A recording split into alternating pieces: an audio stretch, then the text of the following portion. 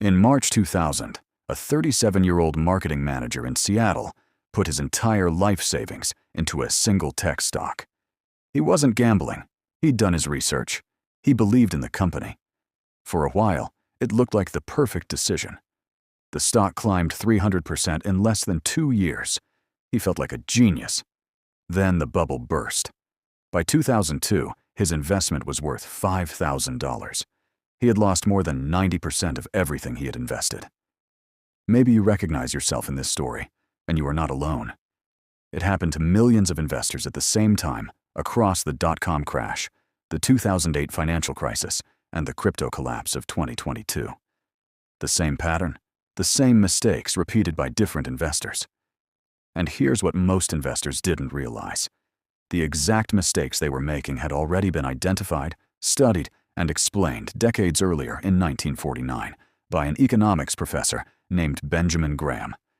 His book, The Intelligent Investor, is widely considered the most important book ever written about investing.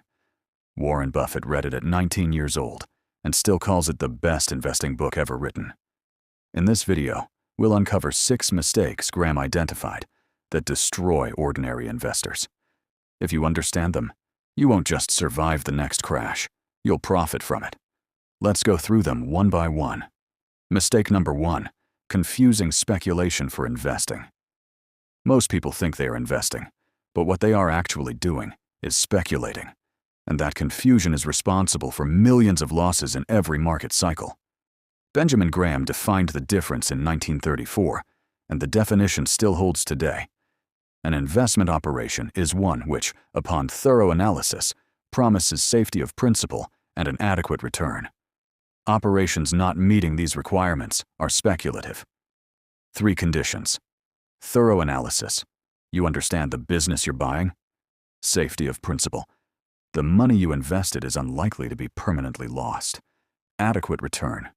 A reasonable profit relative to the risk you're taking. If any one of those is missing, you're not investing. You're speculating. Remember the feeling in 2021 when a random cryptocurrency could double in a week. You see a token that has already gone up 400% in 3 months. Everyone's talking about it, so you buy it. Have you done thorough analysis? No. Is your principal safe? No. Is there any promise of an adequate return based on the real value of the business? No. That's speculation. Or imagine a hot IPO. If you're not familiar with the term, it's when a company sells its shares to the public for the first time. A startup launches a new electric vehicle and promises to revolutionize transportation. The media calls it the next Tesla. Investors rush in, so you put $5,000 into the stock. Thorough analysis? None. Safety of principal? 0.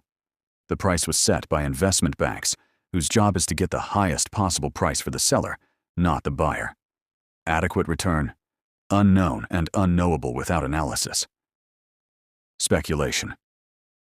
Now, Graham wasn't against speculation. He knew that people will always speculate, and sometimes it even works. The real danger is when people believe they are investing, when in reality they are speculating. Because when you speculate, you are competing against people who do this professionally. They have better data, faster execution, more capital, and decades of experience. You're not playing the same game. You're playing against people who built the game, and Wall Street knows it. That's why everyone is called an investor. Why financial media makes trading feel urgent and exciting. Because your activity generates fees. The more you buy and sell, the more they earn. Graham's practical solution is simple. Keep 2 separate accounts. One for real investments, companies you've analyzed carefully and bought at a price below their true value. And a second, much smaller account for speculation. Graham suggests no more than 10% of your portfolio. That account is for bets, experiments, curiosity, and never mix them. One is your financial future, the other is entertainment. But even when people understand this distinction, they still lose money because the investor's greatest enemy isn't the market, it's themselves. The way the market makes them feel. Mistake number 2, letting the market control your emotions. Let me introduce you to the most useful character in the history of finance. His name is Mr. Market. But first, you need to own something. So let's say you bought a 10% share of a small bakery down the street. Nothing fancy, just a real place. Flour on the counters, a line out the door on Saturday mornings, an owner who's been doing this for 20 years. You invested $1,000. You looked at the numbers. You know what it's worth. And because you own a part of this bakery, you now have a business partner, Mr. Market. Every single morning, he knocks on your door, coffee in hand, smile on his face, and makes you an offer.